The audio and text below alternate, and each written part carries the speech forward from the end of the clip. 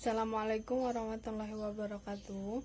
Perkenalkan, nama saya Ayuni Arenti. Saya perwakilan dari kelompok 2 yang beranggota pertama saya Ayuni Arenti, kedua Randra, 3 Antoni. Saya akan menjelaskan pengertian Al-Quran, nuzul Al-Quran, hikmahnya dan penulisan Al-Quran pada masa Nabi Khulafaur Rasyidin pada masa Bani Umayyah. Rumusan masalah: bagaimana pengertian fungsi Al-Quran. 2. Bagaimana sejarah nuzul dan cara nuzulnya. 3. Bagaimana hikmah turunnya Al-Quran secara berangsur-angsur. 4. Bagaimana penulisan Al-Quran pada masa Nabi Khulafaur Rasyidin pada masa Bani Umayyah. Pengertian Al-Quran. Pengertian Al-Quran menurut bahasa adalah bacaan atau suatu yang dibaca secara berulang. Sedangkan menurut terminologi Al-Quran, firman Allah Subhanahu wa Ta'ala yang diturunkan hanya kepada Nabi Muhammad SAW sebagai sebuah mukjizat untuk kemudian disampaikan dengan jalan mutawatir dengan perantaran malaikat Jibril. Sedangkan menurut syariat Islam, membaca Al-Quran bisa sebagai salah satu ibadah kepada Allah Subhanahu wa Ta'ala. Al-Quran menurut seorang ahli bernama Muhammad Ali As-Sabuni adalah firman Allah Subhanahu wa Ta'ala yang tidak ada tandingnya. Firman Allah Subhanahu wa Ta'ala ini diturunkan kepada Nabi Muhammad yang disampaikan melalui perantara, yaitu malaikat Jibril. Kemudian ditulis kepada para mushafnya untuk disampaikan kepada umatnya dengan jalan mutawatir, di mana membaca dan mempelajari isi Al-Quran adalah termasuk salah satu ibadah kepada Allah Subhanahu wa Ta'ala.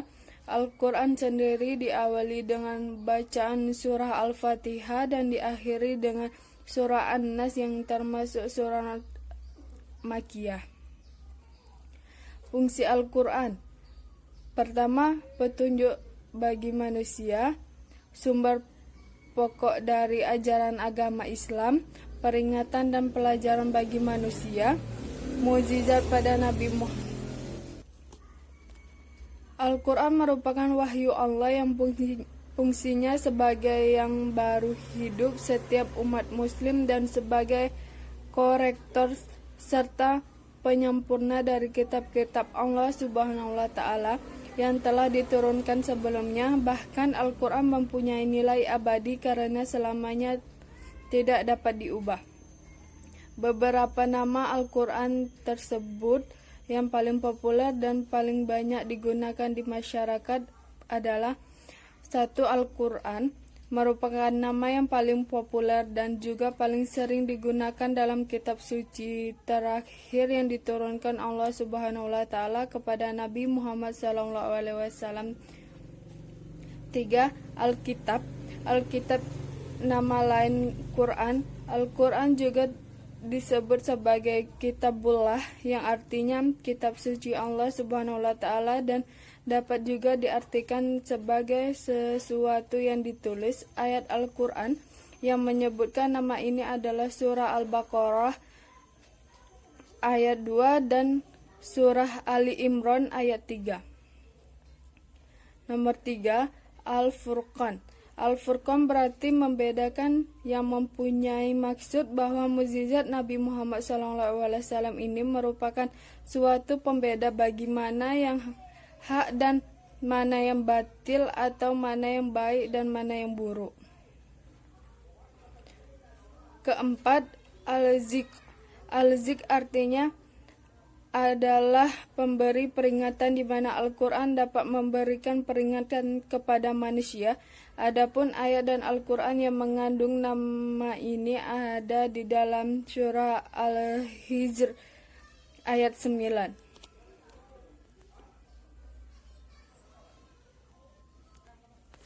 Kelima, At-Tanzir. Sedangkan At-Tazir artinya yang diturunkan, maksudnya adalah Al-Quran ini diturunkan oleh Allah Subhanahu wa Ta'ala kepada Nabi Muhammad SAW melalui perantara, yaitu malaikat Jibril, atau disampaikan kepada umat manusia secara mutawatir.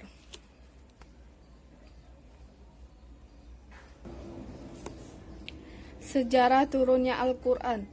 Sejarah nuzulul Al-Quran terjadi pada saat Rasulullah pertama kali menerima wahyu Al-Quran di Gua Hira pada tahun 610 Masehi. Pada saat pertama kali turun, surah yang dibacakan kepada Rasulullah SAW adalah surah Al-Alaq ayat 1-5. Peristiwa ini terjadi pada bulan Ramadan sehingga sering diperingati di malam-malam Ramadan. Banyak yang memperingatinya di hari ke-17 bulan Ramadan. Masyarakat memperingati nuzulul Al-Quran dengan berbagai hal seperti pengajian, makan-makan hingga membuat semacam perayaan adat yang berhubungan dengan Ramadan. Sebelum mendapatkan wahyu di Gua Hira, Muhammad pada saat sudah sering melakukan perenungan. Beliau memikirkan tentang hakikat kebenaran yang jauh dari kehidupan masyarakat jahiliyah pada saat itu. Kebiasaan ini sudah dilakukan oleh Muhammad sejak dari sebelum ia menikah dengan Khadijah. Setiap bulan Ramadan, Nabi Muhammad menyendiri di gua tersebut dengan membawa pembekalan makanan untuk beribadah. Lokasi Gua Hira tersendiri sangat tragedis dan nyaman dijadikan tempat beruziah. Lalu terjadilah peristiwa besar di bulan Ramadan yang ditemui dengan turunnya Al-Quran pertama sekaligus temu kenabian. Peristiwa turunnya Al-Quran di bulan Ramadan tersebut lalu dikabarkan oleh Muhammad untuk pertama kalinya kepada istrinya Khadijah. Lalu istrinya tersebut percaya dan membenarkan atas risalah besar yang akan dilemban oleh Nabi Muhammad SAW sebagai seorang Rasulullah di masa akan datang. Hikmah turunnya Al-Quran secara berangsur-angsur. Menyibukkan diri dengan membaca Al-Quran di bulan Ramadan termasuk ibadah yang paling utama dan secara untuk mendekatkan diri kepada Allah Subhanahu wa Ta'ala. Makanya Ramadan juga disebut bulannya Al-Quran karena di bulan penuh berkah ini Al-Quran diturunkan. Al-Quran yang merupakan mukjizat terbesar yang diberikan Allah Subhanahu wa Ta'ala kepada Nabi Muhammad SAW, diturunkan secara berangsur-angsur dan masa 22 tahun, 2 bulan, 22 hari atau 23 tahun selama 13 tahun diturunkan di Mekah dan 10 tahun di Madinah. Ternyata banyak hikmah yang terkandung di balik peristiwa turunnya Al-Quran yang berangsur-angsur. Hal ini dijelaskan Ketua Dewan Kemakmuran Masjid Agung Kota Tasikmalaya Aminuddin Bustoni saat mengisi kuliah Zuhur Kamis. Al-Quran diturunkan ke Baitul Izzah secara langsung pada bulan Ramadan. Dari Baitul Izzah itulah Al-Quran kemudian diturunkan secara berangsur-angsur kepada Rasulullah SAW. Katanya hikmah yang pertama yakni meneguhkan hati Nabi Muhammad SAW. Turunnya wahyu pertama merupakan peristiwa yang bersejarah dalam penyebaran ajaran Islam. Wahyu yang turun secara bertahap dari waktu ke waktu ini menguatkan hati Rasulullah dalam menepaki jalan yang sulit dan terjal itu di daerah Madinah. Hikmah ini juga terus berlangsung ketika hendak menghadapi perang atau kesulitan. Al-Quran turun menguatkan Rasulullah dan kaum muslim generasi pertama. Katanya hikmah kedua, kata ia, memudahkan hafalan dan pemahamannya. para kaum muslimin itu turun dengan latar belakang peristiwa tertentu atau yang diistilahkan dengan asbabun nuzul, maka semakin kuatlah pemahaman para sahabat. Ujungnya hikmah yang ketiga sambungnya mengandung tantangan dan mukjizat orang-orang musyrik yang berada dalam kesesatan tidak henti-hentinya berupaya melemahkan kaum muslimin. Mereka sering mengajukan pertanyaan yang aneh-aneh dengan maksud melemahkan kaum muslimin. Pada saat itulah kaum muslimin ditolong Allah dengan jawaban langsung darinya melalui wahyu yang diturunkannya. Penulisan Al-Quran pada masa Bani Khulafaur Rasyidin pada masa Bani Umayyah. Setelah Nabi Muhammad, kaum muslimin mengangkat Abu Bakar Shiddiq menggantikan beliau sebagai khalifah yang pertama pada masa pemulaan kekhalifahan pemerintahan Abu Bakar. Timbul suatu keadaan yang mendorong pengumpulan ayat-ayat Al-Quran dalam suatu mushaf. Keadaan itu ialah sebagian besar orang-orang yang hafal Al-Quran gugur syahidah dalam perang Yamamah. Timbullah kekhawatiran akan hilangnya beberapa ayat Al-Quran jika semua hufazul Al-Quran sudah tidak ada lagi yang mula-mula, sedangkan hal ini ialah Umar bin Khattab. Lalu beliau mengingatkan khalifah akan bahaya yang mengancam keutuhan Al-Quran. Umar menyarankan supaya khalifah pengambilan langkah-langkah untuk mengamankan Al-Quran, yaitu dengan mengumpulkan ayat-ayat Al-Quran dalam satu mushaf. Umar bin Khattab pergi ke Khalifah Abu Bakar dan bermusyawarah dengannya.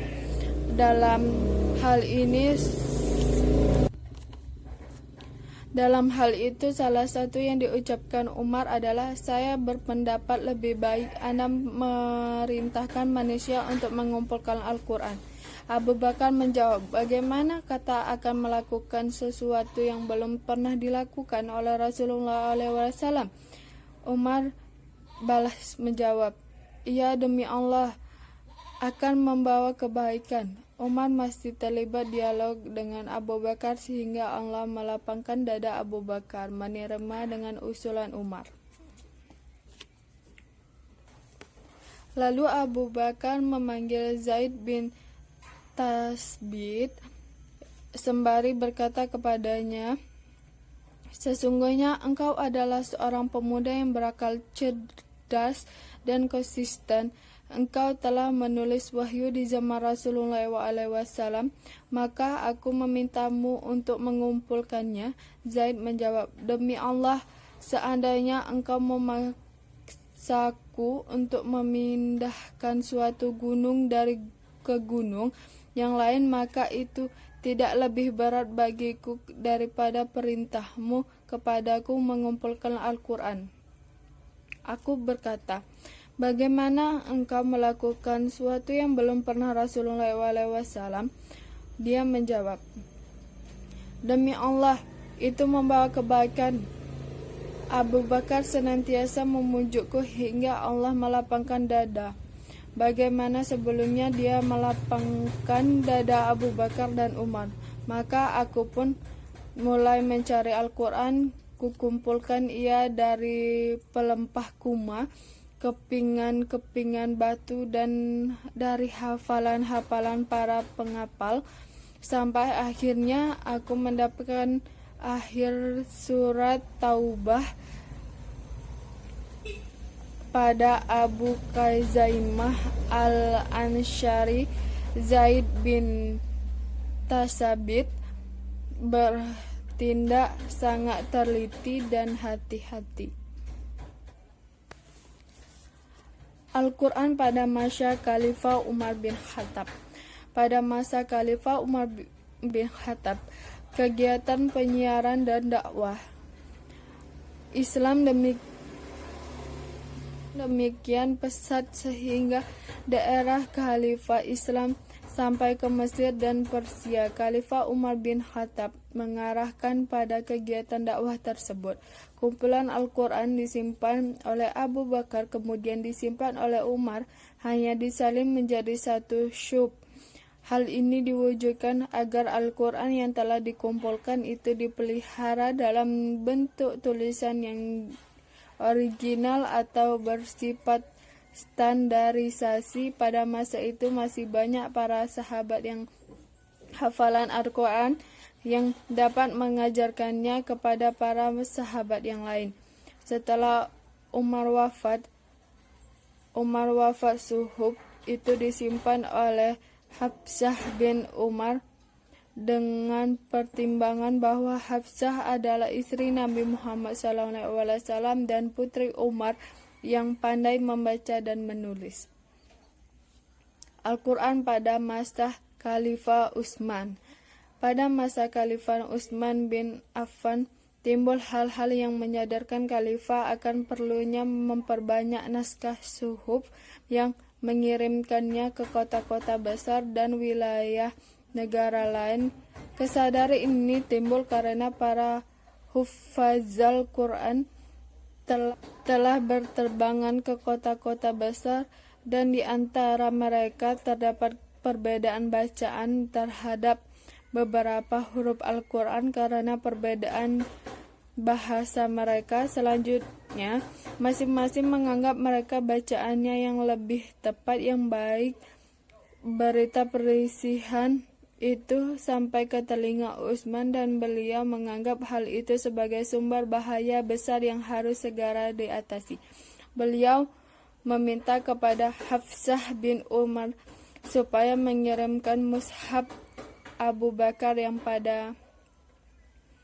ada padanya. Setelah Umar wafat, suhuf itu disambung Quran pada masa Khalifah Utsman. Pada masa Khalifah Utsman bin Affan timbul hal-hal yang menyadarkan khalifah akan perlunya perbanyak naskah suhuf dan mengirimkannya ke kota-kota besar dalam wilayah negara Islam. Kesadaran ini timbul karena para hufazal Quran telah berterbangan ke kota-kota besar dan di antara mereka terdapat perbedaan bacaan terhadap Kemudian khalifah menugaskan Zaid bin Tasbit, Abdullah bin Zubair, Said bin As dan Abdurrahman bin Hartis bin Hisham untuk menyalin pembukaan menjadi beberapa suhuf. Setelah selesai penghimpunannya, mushaf asli dikembalikan ke Hafsah dan 7 mushaf yang telah disalin masing-masing dikirimkan ke kota-kota Kufah, Bashrah, Damaskus, Mekah, Madinah, dan Mesir. Khalifah meninggalkan sebuah dari 7 mushaf itu untuk dirinya sendiri. Dalam penyalinan Al-Quran itu di mana amat teliti dan tegas, bagaimana yang diungkapkan oleh Ibnu Jarir mengatakan perkenaan apa yang telah dilakukan Utsman. Ia telah menyatukan umat Islam dalam satu mushaf dan satu suhuf, sedangkan mushaf yang lain disobek. Terima kasih. Wassalamualaikum warahmatullahi wabarakatuh.